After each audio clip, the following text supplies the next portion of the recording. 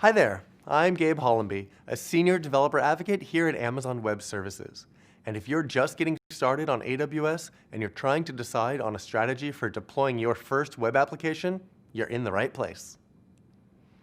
In this session, I'll cover 3 great choices for deploying your web apps onto the AWS cloud. First, we'll examine the best option for deploying static website content and front-end apps.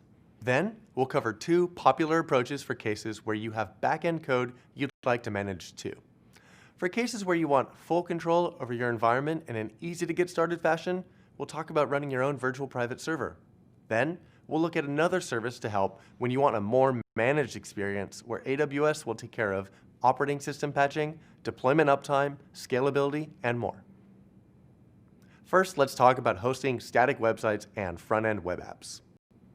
If you're building a single-page web app, then when it comes to delivering your front end to users, you just need a way to deploy and host a set of static HTML, CSS, and JavaScript files. Or maybe you're using a static website generator. For these cases, I recommend the AWS Amplify console service.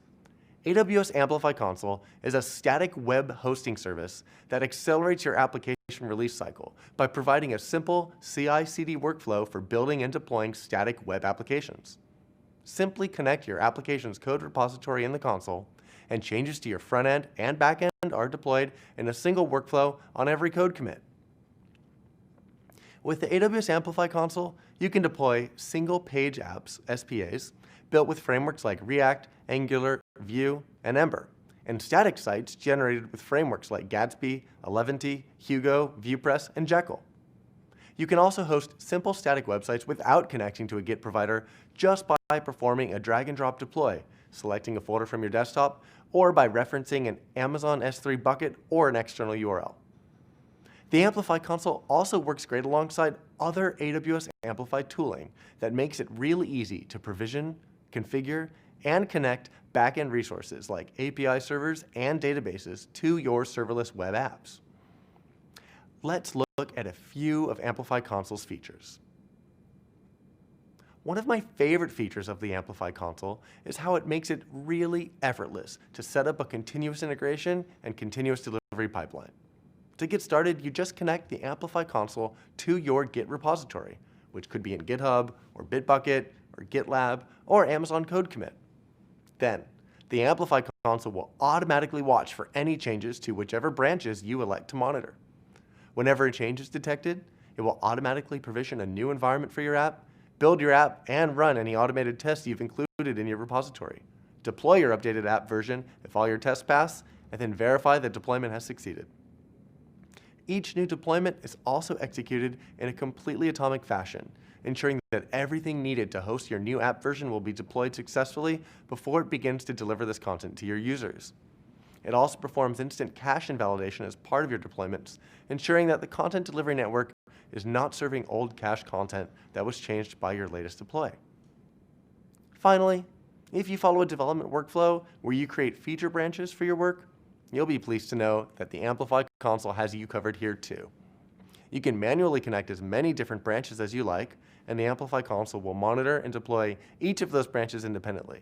But you can also configure a pattern-based feature branch deployment setup so that the system will automatically deploy new branches that match your desired pattern. Perhaps any branch prefixed with release dash, for example. AWS Amplify console sets you up with global, scalable hosting. Your app is distributed to and hosted from AWS's massive content delivery network with over 200 points of presence all around the globe. This means that when users load your website or app, their browser will automatically fetch the content from a server that's geographically close to them, resulting in a faster load time and better user experience. By default, your app is served via an automatically generated domain, but the Amplify console also makes it very easy to set up hosting from your own custom domain, and it will even help you generate and use free HTTPS certificate for your secure content delivery. And speaking of security, you also have the option of protecting your app with a simple username and password authentication flow, which is a great option if you're deploying multiple feature branches of your app and you want to protect some of those deployments from unauthenticated users. Well, getting started with the Amplify console is really easy. You just connect your repository and review the auto-detected build settings and make any necessary changes. Then your first app version gets deployed. Let's take a look at a short demo to see this in action. We'll start from the home page of the AWS Management Console. From here, I'll just search for Amplify and select the service from the search results. Next, I'll click on the Get Started button in the Deploy section. Here, I just need to connect to my Git repository. In this case, I'll choose a repository on GitHub. When I click to continue, I'll just need to authorize the Amplify console to be able to access this repo on GitHub. Once that's done, I just select a branch to monitor and deploy. I'll choose Master. Finally, I just review the build settings and click Save and Deploy. Then my new build starts. You can see the process transition from provision to build to deploy to verify. I've sped up the recording here in the interest of time. In total, this deployment took just a few minutes. When the deploy is done, I can click on the deployment URL to view my app. In this case, I'm just showing off a simple web app that shows a product picker, letting the user view the details about various food items. So now that my app is deployed, let's make a small change and watch the whole process complete again automatically. First, I'll clone my repository to my workstation.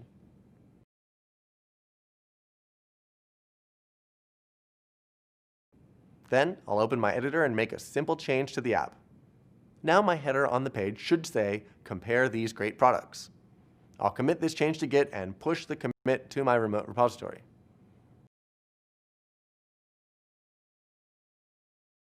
Now let's go back to the Amplify console to see the status of my app. Here, you can see that it's already detected my new app version and started a new build. I'll click in to see the details, and we can watch as the build finishes.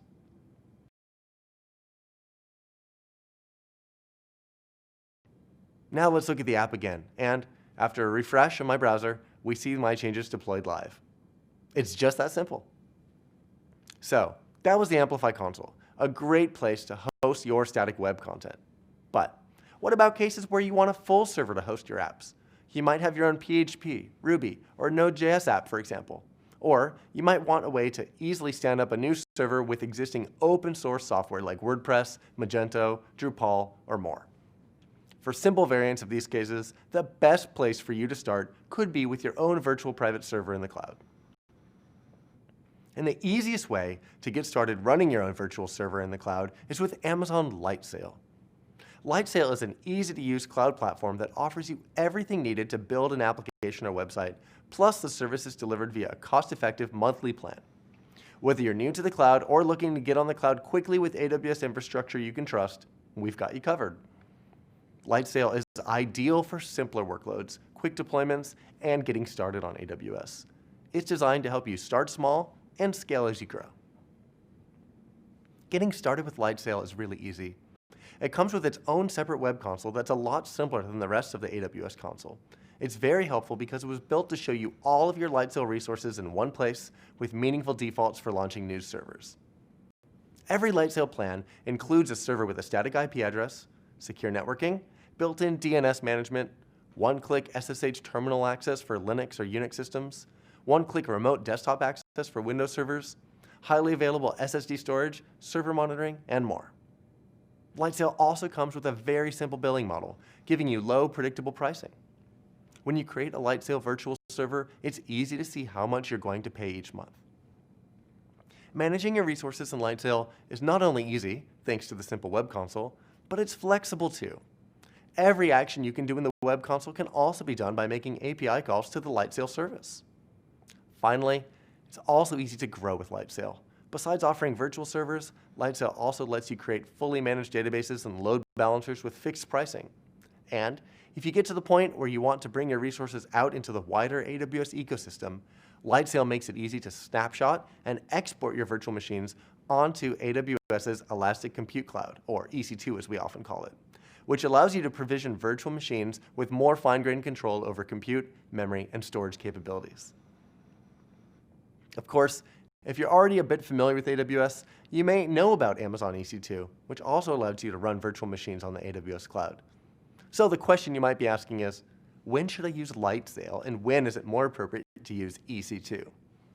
Lightsail is best suited for small-scale generic apps, websites, or web applications, where you might only need one or just a handful of servers to deliver your app. It's also a great choice if you're looking for a low-cost virtual server with a generous amount of included outbound network data transfer included right in the pricing. EC2 is a better choice if you need to provision large, complex environments with dozens of virtual machines, or for any cases where you have workloads with advanced networking needs or ones that require specifically optimized virtual machines, things like big data analytics or high performance or scientific computing. For a lot of use cases, Lightsail's simplicity and affordability are the right choice to get the job done. Lightsail makes it easy to deploy a web application with just a few clicks. With pre-configured development stacks like LAMP, Nginx, Mean, and Node.js, we make it easy to get a server created to host your web application quickly. You can also use Lightsail to quickly create a website that shines. Create and customize a blog, e-commerce, or personal website with Lightsail's pre-configured applications like WordPress, Magento, Plesk, and Joomla. Or easily run open source and commercial software for your business. Lightsail helps you quickly launch your line of business software like file sharing and storage, backups, financial and accounting software, and much more. So, one great feature about Lightsail that I want to stress is how easy it is to get popular operating systems and applications installed on your own private server. Lightsail offers a large number of pre-configured, one-click-to-launch application or developer stacks, including WordPress, Plesk, LAMP, and Node.js, and more, and operating systems including Amazon Linux, Windows Server, Ubuntu, CentOS, and more. For example, if you want to get your own private WordPress server or LAMP stack up and running on AWS, I can't think of a faster way than using Lightsail. And speaking of LAMP stacks, the combination of Linux, Apache, MySQL, and PHP, I want to show you a demo of just how quick and easy it is to get a simple LAMP stack application deployed on Lightsail. I'll start here at the Amazon Lightsail web console, where I'm already logged in. You can see that I'm looking at the instances section of the console, and there's a big Create Instance button. So let's click that to get started. Next, I can choose the AWS region where my virtual server instance will reside. We have regions all over the world, but in this case, I'll choose to place the server in AWS's Oregon region in the United States. I also get to select the operating system that I want to run on. Since I want to deploy a LAMP stack, I'll choose the Linux Unix platform and then select the LAMP PHP 7 blueprint. I could choose to go with a blueprint that only installs the OS, but by picking the LAMP blueprint, I'll get a server set up with PHP, Apache, and MySQL. All I'll need to do is add my code to the server. Next, I'm going to paste in a simple launch script here to add my code. This is a set of commands that will only run once when the server is first initialized. And what it does is it starts off by deleting the default website, because by default, the LAMP stack blueprint includes a default website managed by Apache. We're going to delete that so we can have our own website. Then we'll use Git to clone the application out of our Git repo. Then there's a special connection values file that we'll set appropriate ownership on. And we'll copy the password into our configuration file and create our MySQL database using that password to connect to MySQL running on the server. This is a pretty standard installation script. It's the same sort of script you'd run on a virtual machine or a physical server. It's just a set of steps we're doing to install our application in a scripted fashion. Next, I'll set my server to backup automatically, and I'll select the desired time of day when I want the backups to occur.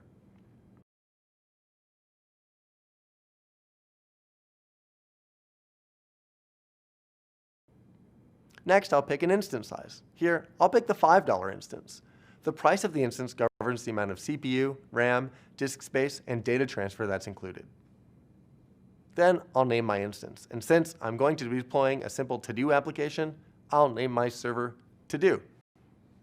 And the last thing I can do, if I want, is to optionally tag my instance. I'll add a tag that identifies this server as the one where I'm running my to-do application. Then I'll click Create Instance and wait just a moment for the server to get created with my application code running on it. So the server is now running. I can see its status there under its name, and I can copy the public IP address of the instance and then go to that in my web browser. So here's my simple to-do PHP app running. And if we look at these values that my app prints out, you can see that the front-end host is showing the local IP address of the web server, and the database host says localhost because in this case, the database server and the app server are on the same machine. MySQL is running alongside Apache and the PHP engine here on the same Lightsail instance. And that's it. As you can see, it's really easy to get started, and you can be up and running in only a few minutes. Of course, sometimes we want more than a simple virtual private server. After all, when you have your own server, you're responsible for keeping the operating system and software services running on it patched and up to date. What if you want a more managed solution instead? For this case, we have AWS Elastic Beanstalk.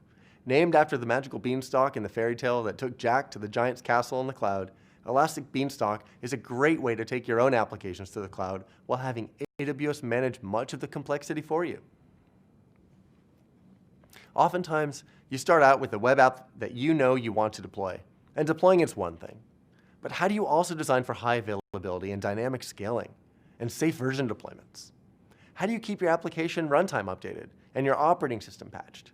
How do you monitor your application health? Of course, AWS provides lots of building blocks that allow you to build virtually anything. And this amount of choice is great, but many customers asked us, isn't there just one service I can learn and use to host my web applications? And the answer is yes. It's AWS Elastic Beanstalk. Elastic Beanstalk is our easy-to-use service for deploying and scaling web applications and services, developed with Java, .NET, PHP, Node.js, Python, Ruby, Go, and Docker on familiar servers such as Apache, Nginx, Passenger, and IIS. You can simply upload your code, and Elastic Beanstalk automatically handles the deployment, including capacity provisioning, load balancing, auto-scaling, and application health monitoring. At the same time, you retain full control over the AWS resources powering your application and can access the underlying resources at any time. There's no additional charge for Elastic Beanstalk. You only pay for the AWS resources needed to store and run your applications. Elastic Beanstalk provisions and operates the infrastructure and manages the application platform for you. So, you don't have to spend the time or develop the expertise to do the operations work yourself. It will also keep the underlying platform running your application up to date with the latest patches and updates. This means you get to focus on writing code rather than spending time managing and configuring servers, databases, load balancers, firewalls, and networks. We support many popular language runtimes, and you can even bring your own Docker containers if you've already done the work to containerize your app with its runtime dependencies. Besides the application runtime itself, Elastic Beanstalk manages quite a few other components as well. Starting with the EC2 host, Elastic Beanstalk manages the host operating system, along with the application server and the language interpreter used to run your web app. It also takes care of the HTTP server itself on the host. And it puts your code in the right place so that everything works in harmony together to serve your application properly. If you were to set this all up yourself on a server you managed, you'd have to make the initial decisions about all these components, and you would be responsible for keeping them all up to date. Instead, Elastic Beanstalk provides a set of curated platforms for your application to run on, ensuring that all these components are working seamlessly together. And Elastic Beanstalk can automatically update and patch these components during a periodic maintenance window that you select, reducing your operational overhead. All of this means that as builders, you get to spend more time building. In fact, here are a few facts and quotes from some customers about their experiences using Elastic Beanstalk.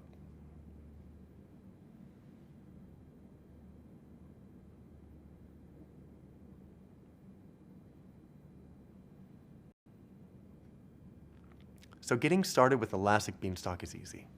First, you create an application environment containing some information about the kind of application you want to deploy and the configuration of load balancing, databases, and more. Then, you pass your application to Elastic Beanstalk and it handles deploying it to your servers.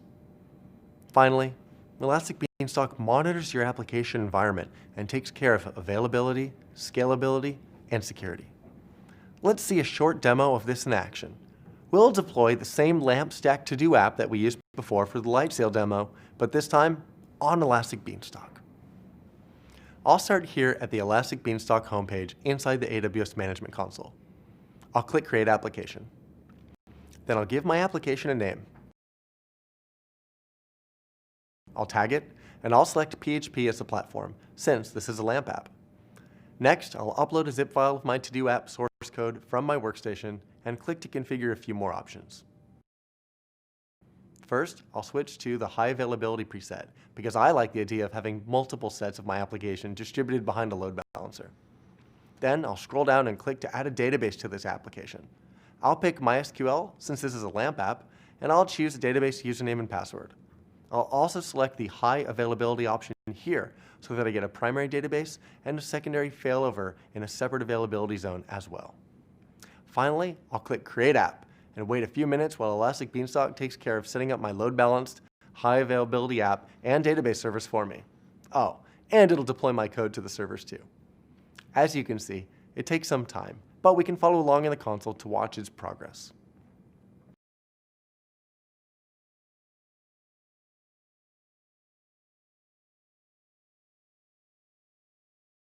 When it's all done, we get a version of the app deployed. But you'll notice that we have a health warning. This is because our app isn't fully initialized yet. All we did was deploy the app code, but we haven't initialized the database yet. Still, I can click the URL shown to view my web app in a new browser tab.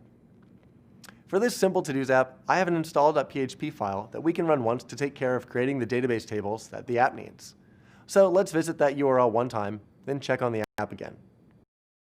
There, it's working now. And I can create and edit a new to-do to show that the data is persisting correctly to the database.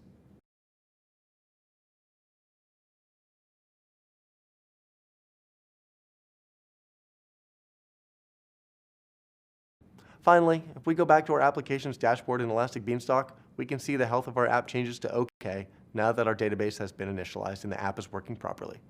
That's it. So, in that last demo, you saw the initial deployment of our app. But what about your subsequent deployments, once users are already using the app? It turns out there are a number of deployment strategies built into Elastic Beanstalk, and you can select the option that strikes the right balance for your specific needs. I won't read all of them out here, but for example, you can elect for an all-at-once deployment, which is really fast, but it could result in a small amount of downtime for some users. Or you could elect for a much slower immutable deployment option that spins up new virtual machines for each deployment. While taking more time to roll out, this approach has the advantage of making rollbacks quick and safe, since the machines hosting the previous version of your app were not touched at all during the deployment of the new version. And speaking of rollbacks, I should also take a moment to talk about Elastic Beanstalk's built-in health monitoring. When you're running a production website, it's important to know that your application is available and responding to requests. To assist with monitoring your application's responsiveness, Elastic Beanstalk provides features that monitor statistics about your application and create alerts that trigger when thresholds are exceeded. Here's a screenshot of an application environment health dashboard on Elastic Beanstalk. As you can see, you get a nice collection of metrics, graphs, and alerts, all set up for you automatically. You also get automatic platform upgrades. As I mentioned, Elastic Beanstalk will provide you with regular platform updates that reflect patches to the operating system and runtime components. This feature is enabled by default, and all you need to do is specify a maintenance window when you are okay with having your instances patched and updated. I strongly recommend that you keep this managed updates feature enabled, as it's one of the ways you'll know that your systems are kept up to date without having to worry about it yourself. Lastly, I just want to quickly point out that we also have a really helpful Elastic Beanstalk command line tool. If you're like me and you often live in your terminal's command line, you should definitely check out the Elastic Beanstalk CLI.